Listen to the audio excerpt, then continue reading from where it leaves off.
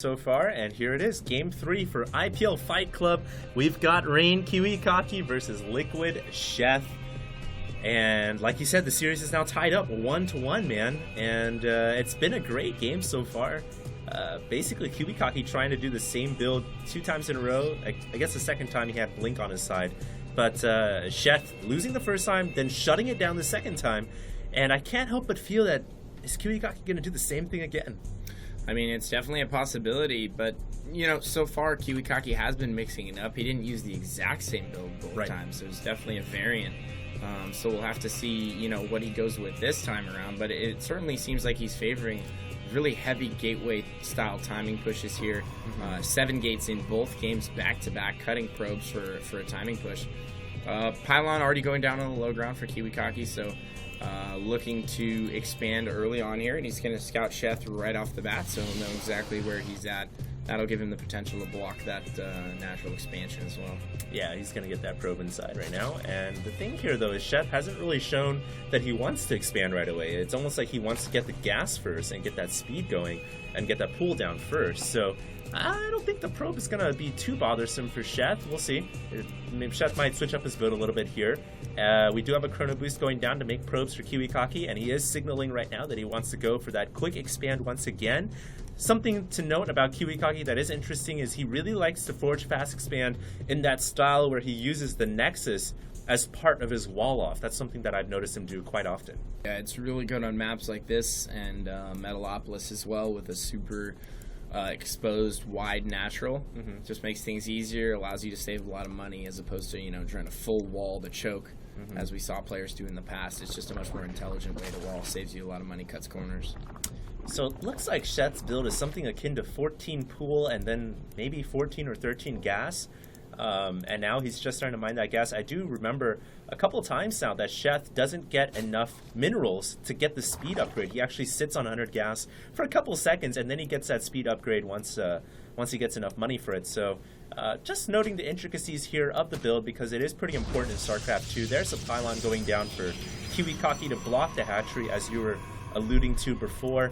But I think Kiwi's going to get those Zerglings out pretty quickly here. There they are, and that pylon's going to have to be canceled.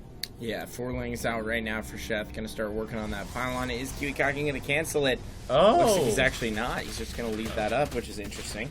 Surprised he didn't cancel that. That pylon will go down eventually. Yeah, that pylon probably should have been canceled. I don't know if it was worth the 75 minerals that you would have recuperated for that, I don't know, 10 seconds lesser of a hatchery. Yeah. But the hatchery will go down. And Kiwikaki hiding a probe there behind the natural.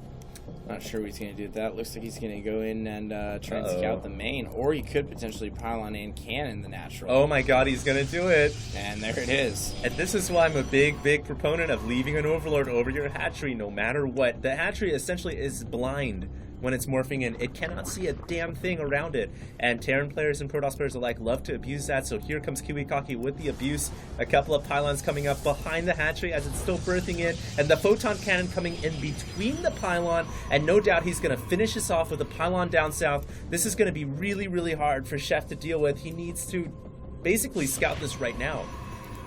Yeah, once he gets 2 pylon, or 2 cannons and the pylon there, this natural could go down. Sheth really just has no units. He hasn't pulled any drones off the line. He doesn't even know this is coming. Yeah. And Kiwikaki has the potential to wall the bottom side with a pylon as well. So how is Sheth going to clear this out? How can he recover from this? I don't know if he can. If that pylon goes up, these drones will not be able to make it in there. Is Kiwi going to get the pylon up? He really needs to protect those photon cannons. And now the hatchery's starting to take damage. I don't even see Sheth. Yeah, there he goes. 10 Zerglings on the way. Sheth has got to build a crawler here too, I think. I don't know at this point if he can even save the hatchery. It might be a lost cause. It's going to be very difficult, that's for sure. And here he goes with some lings, going to try and take out that probe. It looks like he will get the probe. Queen goes down, some additional lings are going to go down, but I think Sheth should be able to hold on here. I am so surprised that Kiwikaki didn't finish this off with the second pylon. That would have ensured that these cannons would have killed everything. Yeah. I'm very surprised. Well, this single cannon, at the very least, he's forcing so many drones right now out of Sheth that he really just doesn't want to be making at this point in the game. Yeah. That he's going to pull ahead in economy. And look, already 31 to 25 harvesters because Sheth had to make all those Zerglings and prepare for some sort of defense here. So great job by Kiwikaki thus far. I'd say he's pretty far ahead in this game at this point. I would say, if I'm just going to go going back a little bit, backtracking, but if he had built that pylon down south, this hatchery probably would have died. I agree. I don't know why. It's probably worth 100 minerals. Would you not agree with that? I do, and we've seen him do that on other maps, you know, in his main. Mm-hmm. I'm not sure why he wouldn't do it there at the offensive cannon spot, or at his natural, rather. We saw him put that pylon behind the rocks, or behind the minerals on Metalopolis. So, yeah. Surprised he didn't do that this time around. Yeah, me too. Well, it does look like Sheth is going to try to macro out of this. Sheth's certainly the type of player that will macro. Even when he's behind. That's pretty much the Zerg mantra. Here comes the hatchery at the goal. This is going to be pretty helpful, though. Considering Sheth is behind already, this time his third will be located at the gold. So if he can establish this, he certainly can get back in this game. It's not over for him yet. In fact, he's ahead in supply right now. So I don't know why, but oh wow, Kiwikaki there. It's the reason why he just invested all of his money into another 7-gate +1 timing push, and this time it's going to have the armor upgrade followed up as well, rather than the weapons upgrade. Interesting.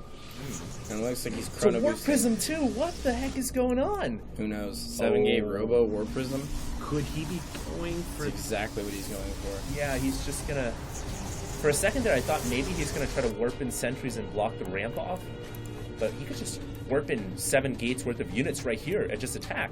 Continuously. Continuously. That's the key point. And once again, it will get scouted. So Sheth knows about it this time. And last time Sheth found out about it, he was able to shut it down a little bit. Oh dear.